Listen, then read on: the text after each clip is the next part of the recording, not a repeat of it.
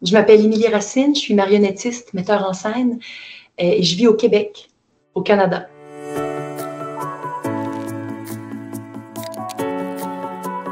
C'est une occasion exceptionnelle pour se rassembler, se rencontrer, puis justement donner accès à des cultures, à des pratiques qu'on connaît moins. C'est comme si on s'en allait carrément, qu'on avait accès à des pratiques puis à des façons de faire qui sont uniques à certains pays, à certaines cultures. Puis ça, c'est vraiment riche.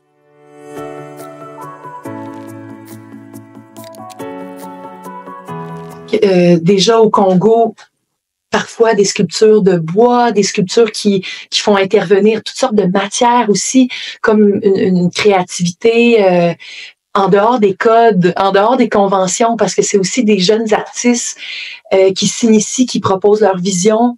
Donc, parfois, des mélanges de matières, textiles, des éléments organiques, avec parfois des éléments plus synthétiques, plastiques ou autres éléments recyclés. Le métal, ça m'avait quand même marqué au niveau des expositions au Congo.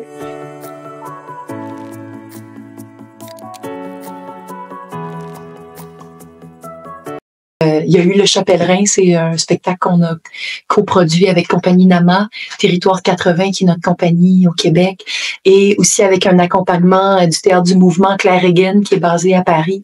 Donc ça a été quelque chose de vraiment marquant. Il y a eu une autre représentation aussi à l'Institut français de Dakar pour la production Le Chat Pèlerin. Donc c'est pour dire que d'une rencontre comme ça, dans la discipline marionnette géante en 2017, ben ça nous a amené à collaborer puis à créer un spectacle. Ça, c'est quand même vraiment mémorable. Comme juré, ben c'est sûr de faire des nouvelles rencontres avec des collègues. Donc, c'est sûr que ça crée une communauté à l'international carrément.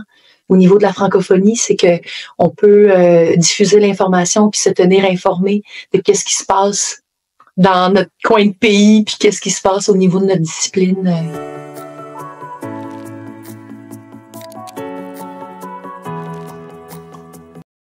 Oui, c'est une compétition, mais c'est surtout un lieu de rencontre.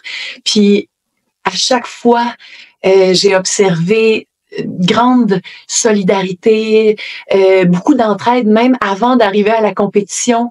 C'est vrai que la diversité culturelle dans nos accents, au niveau de la francophonie, ces différentes sonorités au niveau de l'accent, au niveau de la façon de s'exprimer, c'est une beauté, c'est d'une richesse. Puis autant même l'équipe Canada, c'est drôle parce qu'il y a même 3 équipes au sein du Canada. Il y a le Canada fédéral, bon, il y a le Québec, mais il y a aussi le Nouveau-Brunswick. Puis c'est vrai que ça nous accorde là des accents, ça donne des accents vraiment différents pour un même pays. Donc imaginez pour tous les États représentés pour les Jeux de la francophonie. L'ampleur de cet événement, les Jeux de la francophonie, quand on pense qu'à Kinshasa, c'était 34 pays et États francophones rassemblés avec près de 400 artistes présents, c'est sûr que ça a un impact. C'est un événement tellement rassembleur et unique.